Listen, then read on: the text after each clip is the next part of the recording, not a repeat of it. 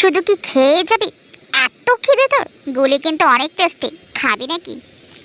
Bluetooth থেকে ভেসে আসা বোগামের বাক্যগুলো শুনে তের খাওয়া থেমে যায়। সে এক গ্লাস পানি পুরোটা খেয়ে ওড়না দিয়ে মুখ মুছে নিল। তারপর ইয়ঞ্জনের দিকে তাকিয়ে হাসি মুখে বলল, আপনি জিয়ন জাঙ্কুকের কথা বলছেন? আরে সে সবার সামনে কার্ডিওলজিস্ট সাজলেও ভেতরে ভেতরে সে একটা জানোয়ার। মেয়ে দেখলেই তার মাথা ঠিক থাকে না। আপনি জানেন সে আমার সাথে জোরাজোরি করেছিল, আমাকে একা পেয়ে আমার সম্মান নষ্ট করেছিল। তের মুখ থেকে কথাগুলো শুনে জাঙ্কুকের শরীর অবশ হয়ে আসে। তে অবশ্য জানে না যে জাঙ্কুক তার আশেপাশেই আছে। ইয়ঞ্জন তখন তেকে বলল, আপনি নিজের স্বামীর বিষয়ে এসব কথা কিভাবে বলছেন?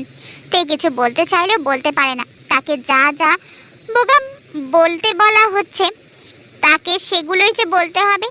তে আরেক গ্লাস পানি নিয়ে খেতে লাগলো। ইয়ঞ্জন তখন আবারও বলল, কি হলো বলুন? আপনি নিজের হাজবেন্ডের ব্যাপারে এসব কিভাবে বলতে পারেন? কি হলো বলছিস না কেন? ইউ ইডিয়েট, তোকে আজকে জিন্দা খবর দেব। ব্লুটুথ থেকে আবারও বোগাম তেকে হুমকি দিয়ে কথাগুলো বলল। তে একটা ঢোক গিলে বলল, আমি যা সত্যি সেটাই বলছি, ওনার সামনেও বলতে পারবো এগুলো। ইয়ঞ্জন তখন বোগামকে বলল, শুনলি তো এই মেয়েটা নিজের স্বামীকে নিয়ে কিভাবে কথা বলছে? তুই প্লিজ এই মেয়ের ফাঁদে পা দিস না রে। কথাগুলো শুনেই বোগাম ইয়ঞ্জনের কলার চেপে ধরলো আর বলল, একটা বাজে কথা বলিস না। তে শুধু সত্যিটাই বলছে, এখানে ওর তো কোনো দোষ নেই।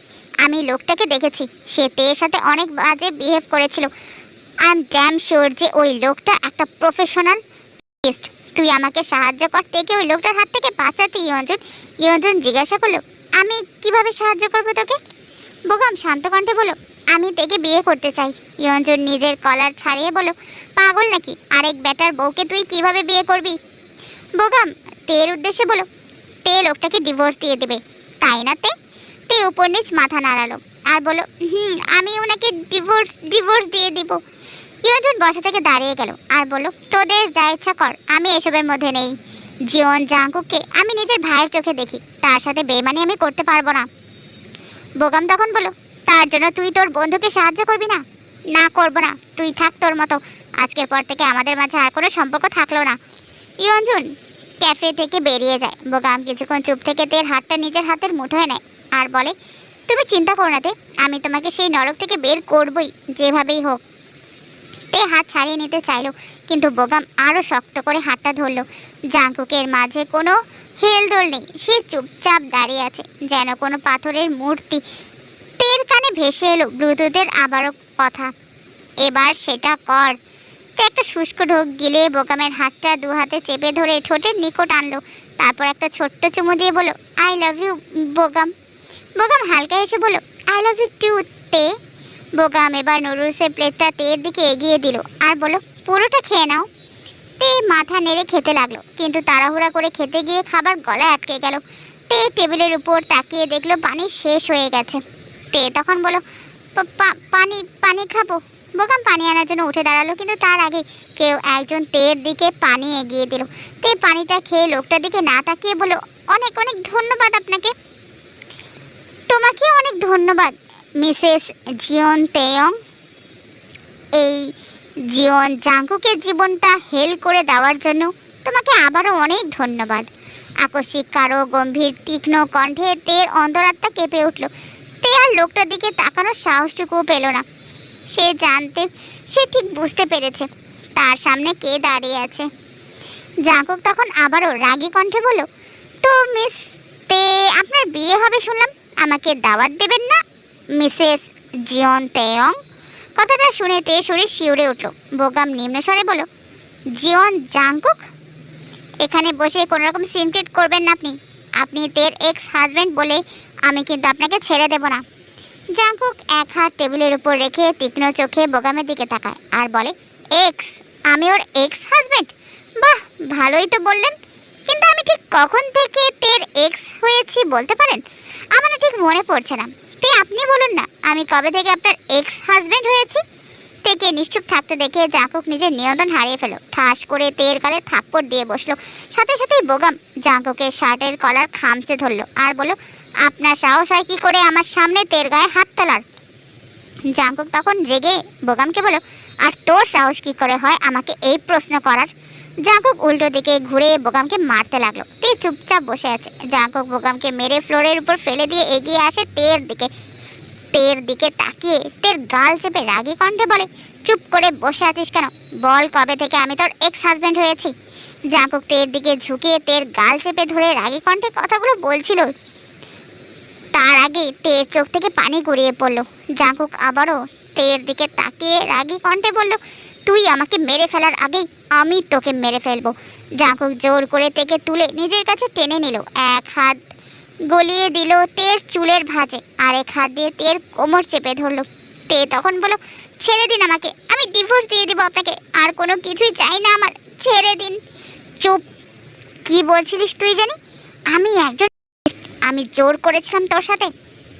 তে কম্পিত কণ্ঠে বলল, হ্যাঁ তো মিথ্যে কি বলেছি আমি? জাঙ্কুক হাসতে লাগলো। সেই হাসি ছিল ভয়ঙ্কর।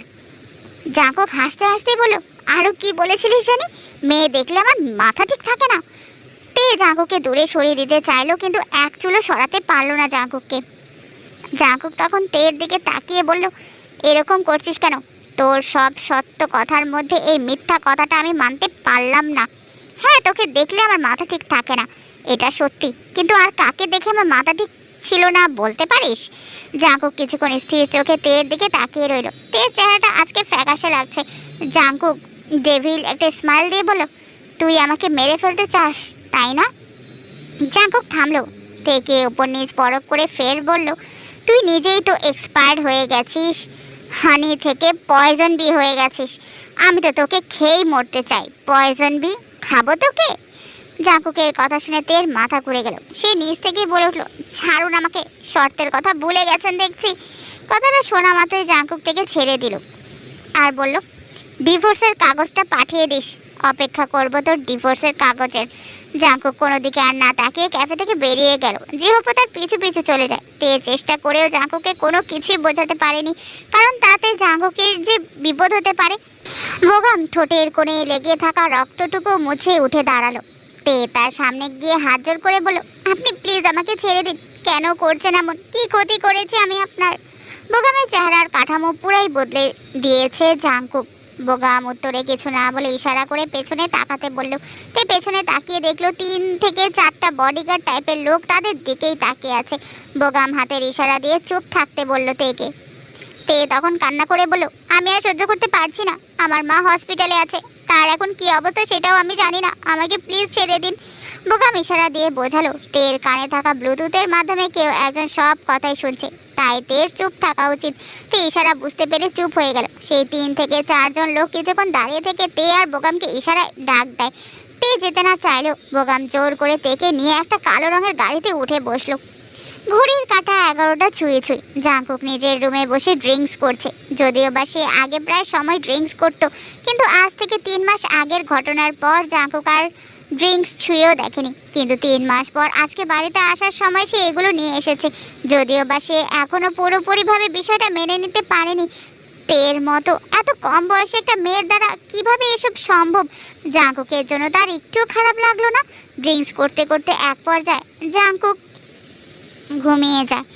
তেকে একটা রুমে চেয়ারের সাথে বেঁধে রাখা হয়েছে। তার চুলগুলো এলোমেলো, গালে অসংখ্য চড়ের দাগ, থাপ্পড়ের তীব্রতায় তার গাল আর ঠোঁট ফেটে গেছে। যদিও বা গত রাতে তাকে মারধর করা হয়নি, শুধুমাত্র অন্ধকার রুমে আটকে রাখাই হয়েছিল। কিন্তু আজকে একটা হাতির মতো লোক এসে তাকে গুনে গুনে 5টা থাপ্পড় মেরেছে। কিছুক্ষণ পর বোগাম এসে তের সামনে বসলো। তের মাঝে চেতনা তো আছে, কিন্তু কোনো কিছু বলার মতো শক্তি নেই।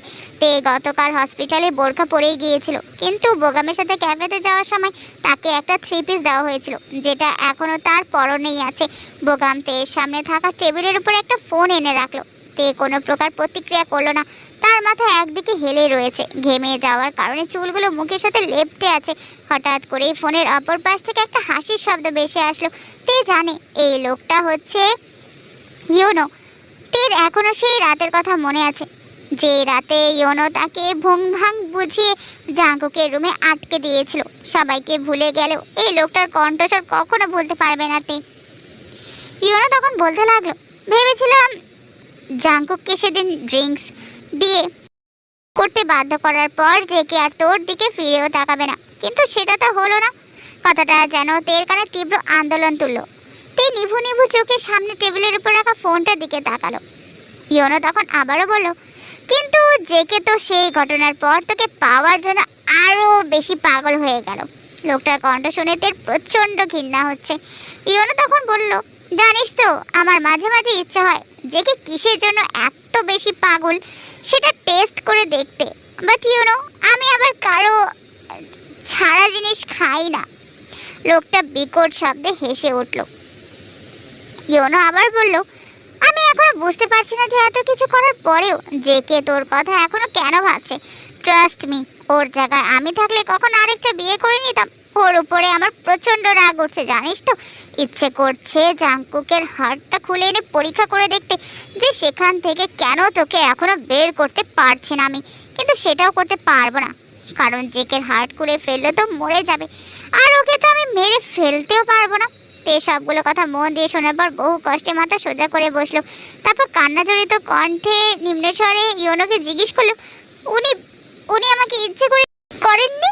ফোনের পাশে থাকা ইয়োনো আবারও হেসে উঠলো আর বলল, আরে বোকা মেয়ে, ও তো তোকে ভালোবাসতো, ও কেন তো করতে চাইবে?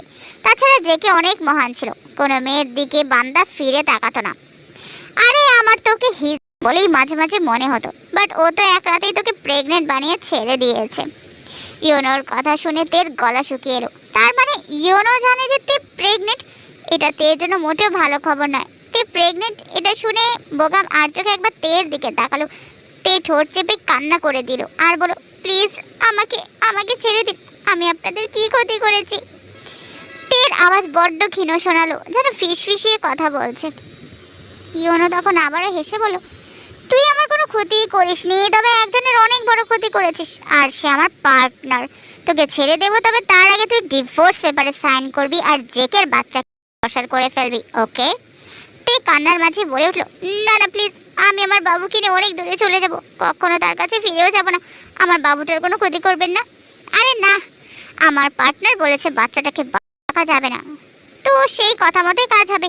বেশি ট্যারামি করলে বাচ্চার সাথে সাথে তোকে উপরে পাঠিয়ে দেবো। ফোনের পাশে থাকা ইয়োনো বোগামের উদ্দেশ্যে বলো, বোগাম ডিভোর্সের কাগজটা ওকে দিয়ে সাইন করিয়ে নে। বোগাম মাথা নেড়ে রুম থেকে বাইরে বেরিয়ে যায়। কিছুক্ষণ পর হাতে একটা কাগজ নিয়ে রুমে প্রবেশ করে। তে ফুপিয়ে ফুপিয়ে কাঁদছে। বোগাম তের হাতের বাঁধন খুলে একটা কলম ধরিয়ে দিল আর বলো, এখানে সাইন করে দাও। তে তে শরীরের সমস্ত শক্তি দিয়ে নিজের হাত সরিয়ে নিল আর বলো, আমি আমি জাঙ্কুকে ডিভোর্স দেব না, আপনাদের যা ইচ্ছা করুন আপনারা। তের তেজি কণ্ঠ শুনে ফোনের পাশে থাকা ইয়োনো ধমক দিয়ে বলো, চুপচাপ সাইন কর, নইলে তোকে আবারও রুমে আটকে রাখা হবে। তে হেসে উঠলো আর বলো, আমি আর একাকিত্বকে ভয় পাই না, আপনাদের যা ইচ্ছা তাই করুন, আমি মরে যাব কিন্তু ডিভোর্স পেপারে সাইন করব না। তোর মরে যাওয়ার অনেক শখ হয়েছে তাই না? তে ছলছল চোখে ফোনের দিকে তাকালো আর বলো, আমার তো অনেক আগে মরে যাওয়ার কথা ছিল, হয়তো আজকে দিনটা দেখার জন্যই বেঁচেছিলাম। সেদিন মরে গেলে জীবন জাঙ্কুকের প্রতি ঘৃণা নিয়ে মরতাম, কিন্তু আজকে মরবো নিজের ভাগ্যের প্রতি ঘৃণা নিয়ে। এটা জেনে খুশি হলাম যে জাঙ্কুক আমাকে ইচ্ছাকৃত করেনি। অবাক হলাম এটা শুনে যে উনি নাকি আমাকে শুরু থেকেই ভালোবাসতো। মুগ্ধ হলাম এটা শুনে যে জাঙ্কুক আমার আগে পরে অন্য কোনো নারীকে স্পর্শ পর্যন্ত করেনি। ভাগ্যের প্রতি এক আকাশ পরিমাণ ঘৃণা থাকলেও আমার জাঙ্কুকের প্রতি আর কোনো আফসোস নেই। তবে শেষ নিঃশ্বাস পর্যন্ত আমি জীবন জাঙ্কুকের স্ত্রী হিসেবেই থাকতে চাই, তাই মেরে ফেললেও আমি ওই ডিভোর্স পেপারে সাইন করব না। ইয়োনো চিৎকার করে উঠল, বোগাম দুইজন লোককে ডেকে এনে এই মেয়েটাকে মেরে ফেল।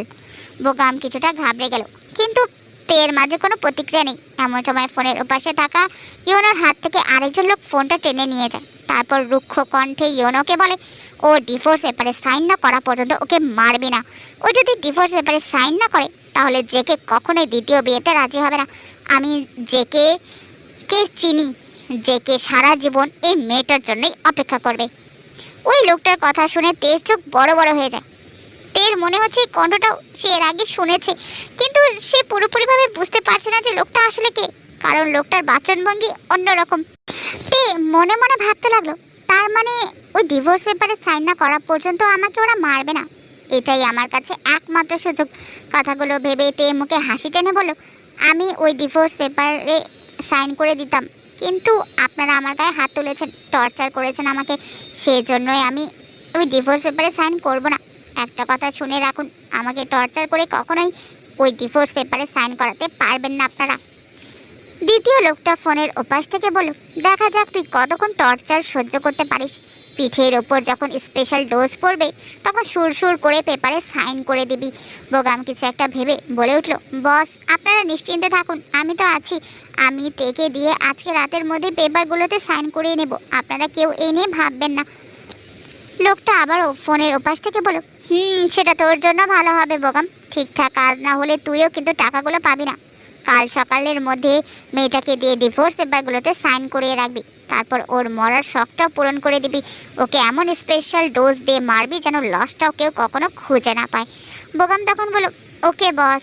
টুট টুট আওয়াজে কলটা কেটে যায়। তে শান্ত চোখে বোগামের দিকেই তাকিয়ে আছে আর ভাবছে লোকটা যে এতটা জঘন্য সেটাতে ভাবতেও পারেনি।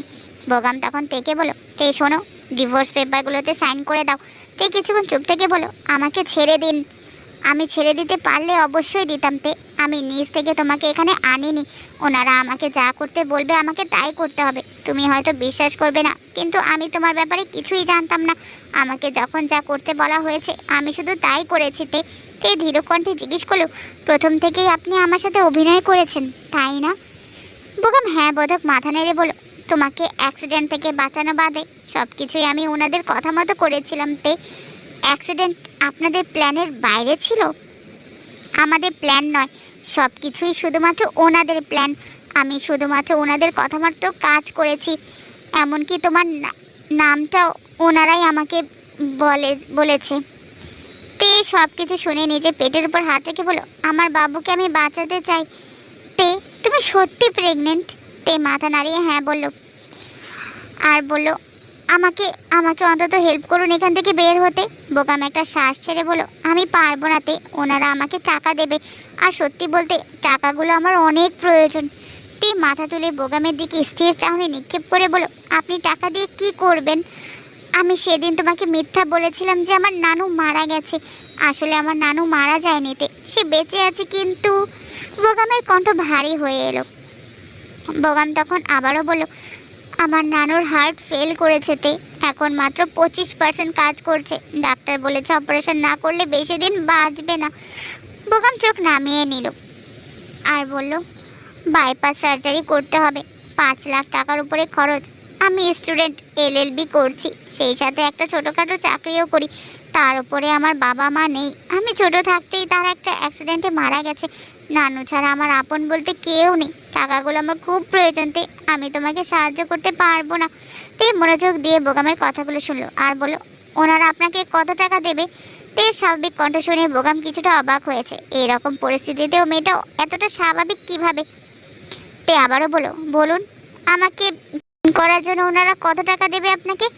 5 লাখ টাকার পুরোটাই দেবে। তে মৃদু হাসলো আর বলল, আমি আপনাকে 10 লক্ষ টাকা দেব, আমাকে এখান থেকে বের হতে সাহায্য করুন। বোগাম তের কথা বিশ্বাস করতে পারলো না। বোগাম যতদূর জানে তের ফ্যামিলির ব্যাকগ্রাউন্ড, তেরা বড় লোক না, তারা মোটামুটি গরিবই বলা যায়। বোগাম তখন বলল, তে তুমি টাকা পাবে কোথায়? সেটা আপনার না জানলেও চলবে। বোগাম একটা শুষ্ক ঢোক গেলে বলো, আমি তোমাকে বিশ্বাস করব কিভাবে যে তুমি আমাকে সত্যিই টাকা দেবে? তে নিজের পেটের উপর হাত রেখে বলল, আমি আমার বাবুকে ছুঁয়ে বলছি টাকাগুলো দেবো আপনাকে, প্লিজ আমাকে সাহায্য করুন। তের চেহারা দেখে বোগামের ভীষণ মায়া লাগছে। বোগাম তের কথা বিশ্বাস করে নিল আর বলল, আমি গ্যারান্টি দিতে পারছি না, তবে তোমাকে এখান থেকে বের করতে আমি সর্বোচ্চ সাহায্য করবো তে। তে বসা থেকে উঠে দাঁড়ালো, এলোমেলো চুলগুলো হাত খোপা করে ওড়না মাথায় পেঁচিয়ে নিল।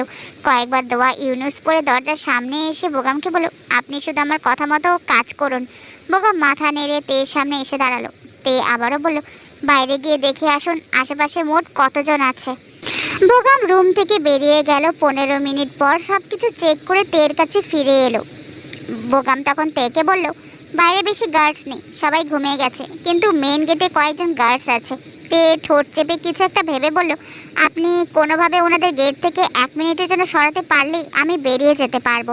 বোগাম চিন্তিত কণ্ঠে বলল, কিন্তু কোথায় যাবে তুমি? আমি মায়ের কাছে যেতে চাই। আমি নিখোঁজ হওয়ার পর না জানি তাদের কী অবস্থা হয়েছে। আমি প্রথমে বাড়িতে যাব, সেখানে তাদের না পেলে হসপিটালে যাব।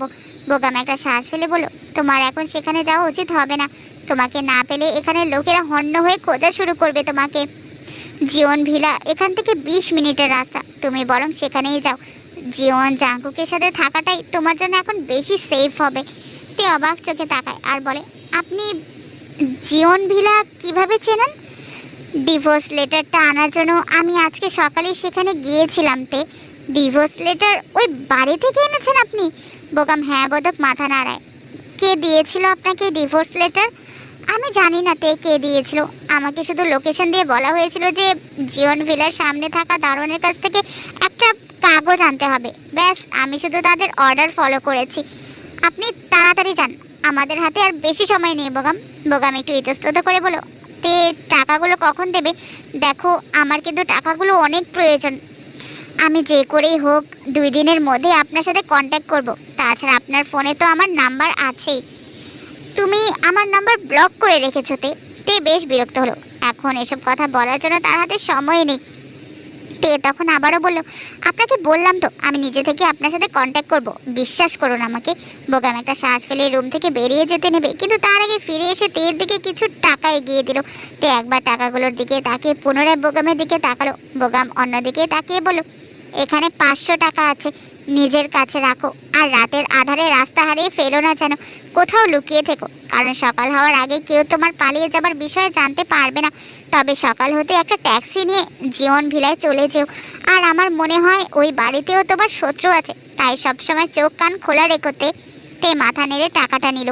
বোগাম সামনের দিকে ঘুরে রুম থেকে বেরিয়ে গেল। তেও তাকে অনুসরণ করে হাঁটা ধরলো। প্রতিমধ্যেই 2 জন গার্ড সামনে এসে পড়ে। তাদেরকে দেখে তে দরজার আড়ালে লুকিয়ে পড়ে। বোগাম তাদেরকে অন্যদিকে নিয়ে গিয়ে বলে, তোমরা এখানে কি করছো? আমি তো আছি তাই না? তোমরা নিশ্চিন্তে গিয়ে ঘুমাও। একটা মেয়েকে পাহারা দিতে এতজন লাগে নাকি? তাছাড়া মেয়েটা ঘুমিয়ে গেছে। বোগামের কথা শুনে গাছ দুটো মাথা নেড়ে চলে যায়। তের বুকের ভেতর ঢুকপুক করছে। বোগাম পেছনে ফিরে ইশারা করতেই তে আবারও বোগামকে অনুসরণ করতে লাগলো। বোগাম দরজার সামনে এসে দেখলো গার্ডসগুলো ভীষণ সতর্কতার সাথেই দরজা পাহারা দিচ্ছে। বোগাম এগিয়ে গেল সেদিকে আর বলল, হ্যালো গাইস, তোমরা পারো বাবা, একটা মেয়ের জন্য এত কড়া গার্ডসের কি আছে? 3 জনের মধ্যে একজন গার্ডস বলল, আমরা নিজেদের কাজ নিয়ে অনেক সতর্ক। সেখানে বন্দি ছেলে নাকি মেয়ে বা তারা সংখ্যায় কয়জন সেটা আমাদের দেখার বিষয় না। বোগাম বুঝতে পারলো শুকনো কথায় চিড়ে ভিজবে না। বোগাম পকেট থেকে এক সেট তাস বের করলো। সেগুলো মূলত সে স্টোর রুমে পেয়েছিল। বোগাম তখন বলল, আমি একা একা বোর হচ্ছি, ঘুমো আসছে না, চলো না আমরা খেলি। বোগামের কথা শুনে 3 জন গার্ডস একে অপরের দিকে চাওয়াচাই করলো। বোগাম তখন বলল, আরে ভয় পেও না, মেয়েটাকে ঘুমিয়ে ইঞ্জেকশন দেওয়া হয়েছে, তাছাড়া ওর দরজাটাও বাইরে থেকে লক করা। বোগামের কথা শুনে 3 জনই গার্ডস রাজি হয়ে যায়। সেই ফাঁকে বোগাম পেছনে ফিরে তেকে ইশারায় চলে যেতে বলে। তেও ইশারা বুঝতে পেরে চুপ করে সেখান থেকে বেরিয়ে যায়। তে চলে গেছে, কিন্তু বেচারা বোগাম ফেসে গেছে। সে তো তাসের ত জানে না, খেলবে কিভাবে। একটা গার্ডস বোগামকে বলল, তুমি তো খেলতেই পারছো না। বোগাম মিথ্যা মিথ্যা ঘুম আসার বাহানা করে বলো, আরে ভাই আমার তো ঘুম আসছে, সেই জন্যই খেলতে পারছি না, আপনারা খেলুন, আমি বরং ঘুমাতে চলে যাই। বোগাম কোনো রকম বাহানা দিয়ে ভেতরে চলে গেল। এখন নিজে বাঁচার জন্য কিছু তো করতে হবে, নইলে ওরা আমাকেই সবার আগে সন্দেহ করবে। কিন্তু কি করব আমি? বোগাম কিছুক্ষণ ভাবনা চিন্তা করে ড্রয়ার থেকে একটা ইঞ্জেকশন বের করলো। মূলত এটা ঘুমের ইঞ্জেকশন, থেকে দেওয়ার জন্যই আনানো হয়েছিল। বোগাম তখন বলল, বাচ্চার জন্য এটা করতেই হবে। বোগাম একটা বড় শ্বাস টেনে নিজের হাতে ইঞ্জেকশন পুশ করে নিল। ইওনো ড্রিঙ্কস করে টাল হয়ে পড়ে আছে। তার সামনে বসে আছে একটা লোক। লোকটাকে দেখে বোঝা যাচ্ছে যে সে ইওনোর উপর ভীষণ ক্ষেপে আছে। লোকটা ইওনোকে বলল, তুই সারাক্ষণ তো খালি এসব গেলেই টাল হয়ে পড়ে থাকিস, কাজের কাজ তো সব আমাকেই করতে হচ্ছে, তুই আছিস কি শুধু আমার কাজে বাধা দিতে? ইওনো মাতাল কণ্ঠে বলল, তুই তুকারি করছিস কেন? তো তোকে কি বলবো শুনি? তুই মেয়েটাকে অত কথা বলতে গেলি কেন? ওকে ওসব জানানোর তো কোনো প্রয়োজন ছিল না। ইওনো হেসে বলল। ইওনো হাসলো আর বলল, আরে তুই বুঝবি না, আমি ওকে ওসব বলে মজা পেয়েছি। তাছাড়া কালকেই তো ওর শেষ দিন, বেচারির তো এসব জানার অধিকার আছে। জেকে তো এতদিনেও নিজে থেকে মেয়েটাকে কিছুই বলতে পারলো না। আমি জানি বাকি জীবনেও পারবে না। তাছাড়া সবার সামনে হচ্ছে নায়ক, বাট ওই মেয়েটার সামনে ভেজা বেড়াল। দেখ বন্ধু হিসেবে আমার একটা দায়িত্ব আছে না? আমি ছাড়া ওর সাহায্য আর কে করবে বলতো? যে কে এটা জানলে খুব খুশি হবে যে ওর বউটা মরার আগে অন্তত সব সত্যিটা জেনে মরেছে। সামনে বসে থাকা লোকটা ইয়োনোর কথাগুলো শুনে ভীষণ রেগে যায় আর বলে, দেখ লাস্ট বারের মতো সাবধান করছি তোকে, জেকের কখনো যদি সন্দেহ হয় ও কিন্তু সবার প্রথমে তোকেই সন্দেহ করবে, আর ও যদি কোনোভাবে তুই অবধি পৌঁছেও যায় তাহলে তোকে কিন্তু আমরা আমাদের প্ল্যান থেকে বাদ দিয়ে দেব। কথাটা শুনে ইয়োনো হাসি থামিয়ে দিল। সামনে থাকা লোকটার দিকে তাকিয়ে বাজ খাই কণ্ঠে বলল, ভুলে যাস না আমি তোকে নিজেদের দলে নিয়েছিলাম, তোর হাতে আমাকে বাদ দেওয়ার কোনো ক্ষমতাই নেই। লোকটা তখন বলল, আমার হাতে নেই তো কি হয়েছে, যার হাতে আছে সেই তোকে বাদ দিয়ে দেবে, কারণটা তুই ভালো করেই জানিস, ওনার কাছে বর্তমানে তোর থেকে আমার মূল্যটাই বেশি। ইউনোর মুখটা চুপসে গেল, সে জানে যে লোকটা সঠিক কথাই বলেছে। লোকটা কিছুক্ষণ নীরবতা পালন করে বলল, তে তোকে চিনতে পেরেছে নাকি? ইয়োনো নিশ্চিন্ত মনে বলল, না ও আমাকে চিনবে কিভাবে, আমি তো ওকে নিজে পরিচয় দেইনি, তাছাড়া ওর সাথে আমার শুধু একবারই সামনাসামনি কথা হয়েছিল। লোকটা তখন হেসে বলল, যাক ভালো হয়েছে, এমনিতেও কালকে তো ওর আখেরি দিন, ওপরে চলে যাওয়া মাত্রই আমার রাস্তা ক্লিয়ার। তে যতই সামনে এগোচ্ছে তার ভেতরে থাকা ভয়টা ততই বাড়ছে। চারিদিকের ঘুটঘুটে অন্ধকারে তার দম বন্ধ হয়ে আসে। তে কিছুটা দূরে একটা বাড়ি দেখতে পায়, বাড়িটায় আলো চলছে, কিন্তু তে সেই বাড়ির দিকে না গিয়ে উল্টো দিকে হাঁটা ধরে আর ভাবতে থাকে, পৃথিবীতে সবচেয়ে ভয়ঙ্কর নির্দয় প্রাণী হচ্ছে মানুষ। ওই বাড়িতে খারাপ লোকও তো থাকতে পারে, সেখানে গেলে উল্টো বিপদে পড়তে পারি আমি। তে আরো কিছুক্ষণ হাঁটলো, পা এখনো এগোতে চাইছে অথচ শরীর বারণ করছে। এক সময় সে এসে দাঁড়ালো এক ফাঁকা রাস্তার ধারে। চারপাশে নিস্তব্ধতা, মাথার উপর উঁচু হয়ে দাঁড়িয়ে আছে দুপাশের ল্যাম্প পোস্টগুলো, হালকা কমলা আলো ছড়িয়ে দিয়েছে রাস্তার পিচ ঢালা বুক চড়ে। রাস্তার ওপাশে চোখ পড়তেই থমকে গেল, একটা মসজিদ, নির্জন রাতে দাঁড়িয়ে থাকা এক টুকরো শান্তির কেল্লা যেন। ওর পা যেন মুহূর্তে অবশ হয়ে গেল, ক্লান্তিতে বা ভয় না, হয়তো ভেতরে সেই দম বন্ধ করে আসার চাপ থেকে।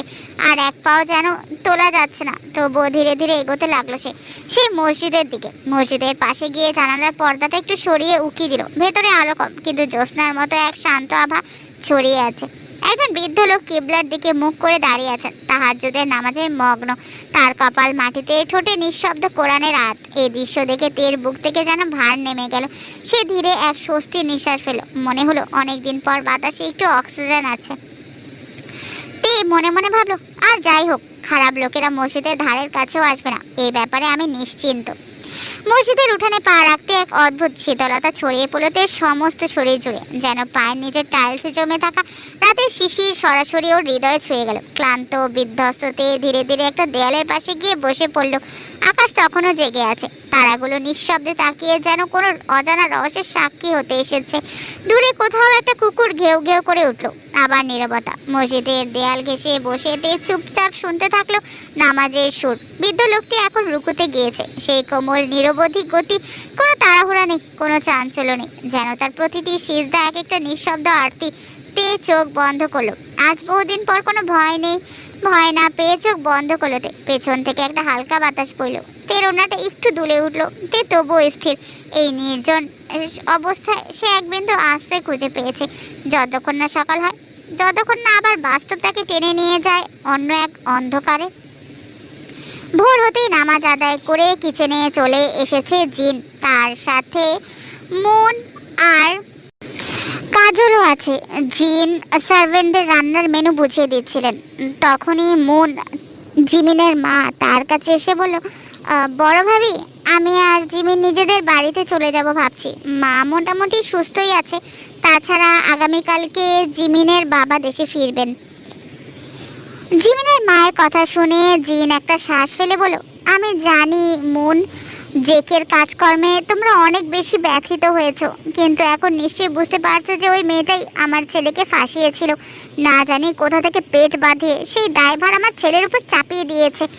জিনের কথা শুনে কাজলের একটু খারাপ লাগলেও সবকিছু জানার পর সেও আর তেকে ভালো মেয়ে বলে মনে করতে পারছে না।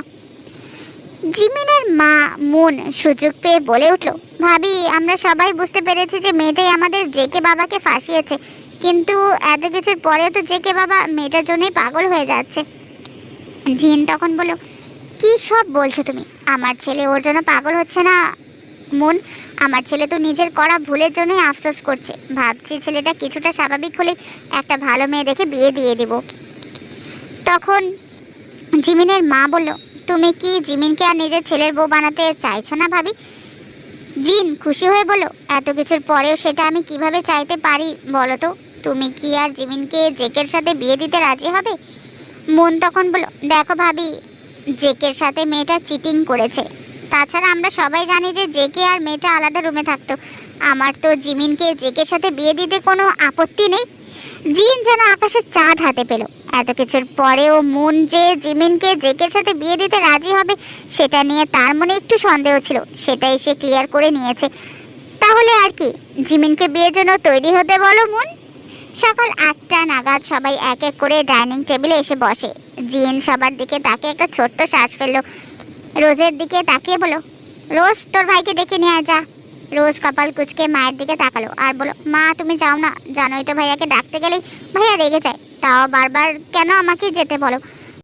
জিমিন তখন বলল, মামুনি আমি ডেকে আনছি। বলেই জিমিন উঠে দাঁড়ালো। তখনই কলিং বেল বেজে উঠলো। একজন সার্ভেন্ট ব্যস্ত পায়ে দরজা খোলার উদ্দেশ্যে এগিয়ে গেল। বাকি সবাই একসাথে দরজার দিকেই তাকিয়ে আছে। মূলত এই সময় কে এসেছে সেটাই তাদেরকে ভাবিয়ে তুলছে।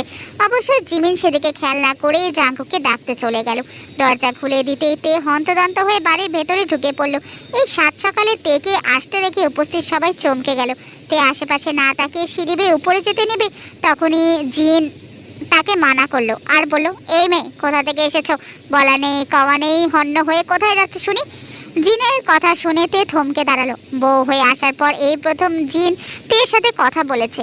তে মাথার ওড়নাটা আরেকটু টেনে জিনের দিকে তাকালো। তের চেহারার অবস্থা দেখে উপস্থিত সবাই অবাক হলেও কোনো কিছু জিজ্ঞেস করার প্রয়োজন বোধ করলো না কেউই।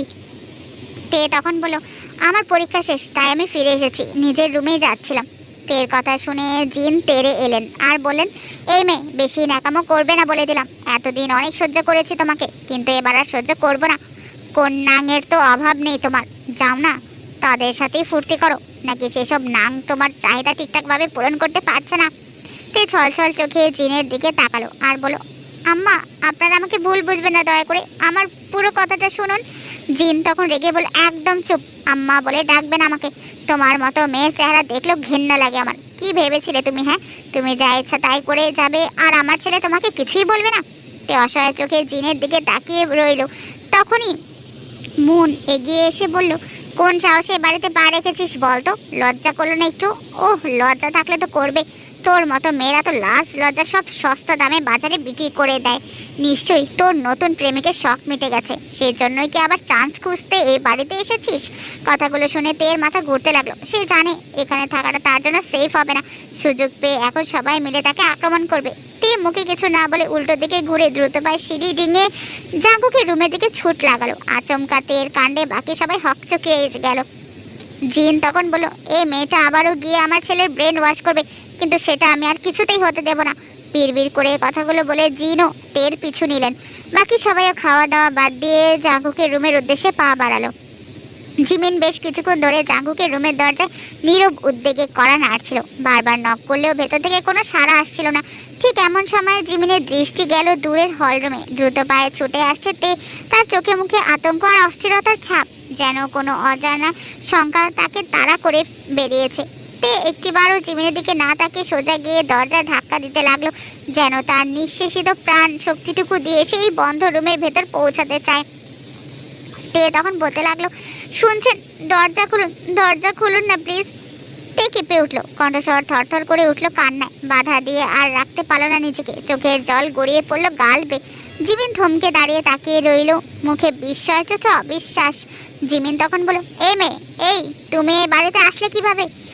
জিমিনের কণ্ঠে ছিল হচ্চকিত রাগ, কিন্তু তে কোনো উত্তর দিল না। সে যেন শুনছেই না, কেবল একটানা দরজা ধাক্কা দিয়ে যাচ্ছে, কখনো হাত দিয়ে কখনো কাঁধ থেকে। শরীরের প্রতিটা কোষ থেকে সে আকুতি ছুড়ে দিচ্ছে জাঙ্কুকের প্রতি।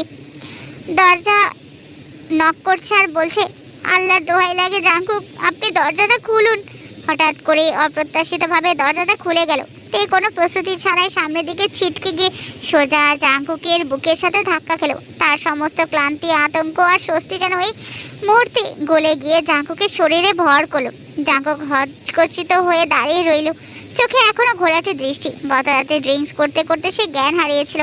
কিছুক্ষণ আগেই তের করুণ আরতিতে তার জ্ঞান ফিরেছে।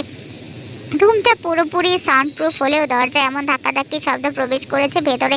এখনো জাঙ্কুকের শরীর থেকে অ্যালকোহলের তীব্র গন্ধ বের হচ্ছে, চোখ লালচে, মুখ বিবর্ণ, অথচ তে সেসব কিছু অনুভব করছে না। সে কেবল বাঁচার আকুতিতে জাঙ্কুকের শরীর আঁকড়ে ধরে আছে। তে কান্নাজড়িত কণ্ঠে জাঙ্কুকে বলো, প্লিজ আমাকে ভুল বুঝবেন না। আপনি যা দেখেছেন, যা শুনেছেন সব মিথ্যা ছিল। আমি ইচ্ছা করে কিছুই করিনি। সব কিছুই আপনার বন্ধু ইওনোর প্ল্যান। সে আমাকে আটকে রেখে এসব কিছু করতে বাধ্য করেছে। তের কণ্ঠস্বর কাঁপছে। জাঙ্কুক কিছু না বলে তাকিয়ে আছে অন্যদিকে, চোখে ঘোর, ভেতরে অস্বস্তি। তবে তের মুখের ভীত প্রার্থনা যেন তাকে কাঁপিয়ে দিচ্ছে। তে আবারও বলল, ওরা আমাকে মেরে ফেলবে, আমাকে বাঁচান প্লিজ। জাঙ্কুক ধীরে ধীরে তাকালো দরজার বাইরে। সেখানে বাড়ির প্রায় সবাই দাঁড়িয়ে আছে, নিস্তব্ধ থমথম এক পরিবেশে। তে আর জাঙ্কুককে এই অবস্থায় দেখে জিমিন প্রচন্ড রেগে গেছে। ক্রোধের বশে তার হাত পা কাঁপছে। তখনই জিন আসলো আর জাঙ্কুককে বলল, জেকে এই মেয়েটাকে এক্ষুনি বাড়ি থেকে বের কর। এর জন্য আমাদের পুরো বাড়িটা একেবারে অপবিত্র হয়ে গেল। জিনের কথা শুনে জাঙ্কুক ভ্রু কুঁচকে তাকালো। তার নেশা এখনো পুরোপুরিভাবে কাটেনি। মনে হচ্ছে সে এখনো কোনো ঘোরের মাঝে আছে। জাঙ্কুক মুখে কিছু না বলে তের থেকে নিজেকে ছাড়িয়ে নিল, কিন্তু তে ঘুরে ফিরে আবারও জাঙ্কুকের পেছনে লুকিয়ে পড়ল।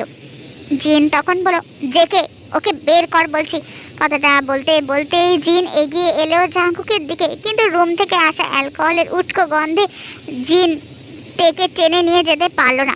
জিন অবিশ্বাসের সুরে জাঙ্কুককে বলল, জেকে তুই বাড়িতে মদ এনেছিস?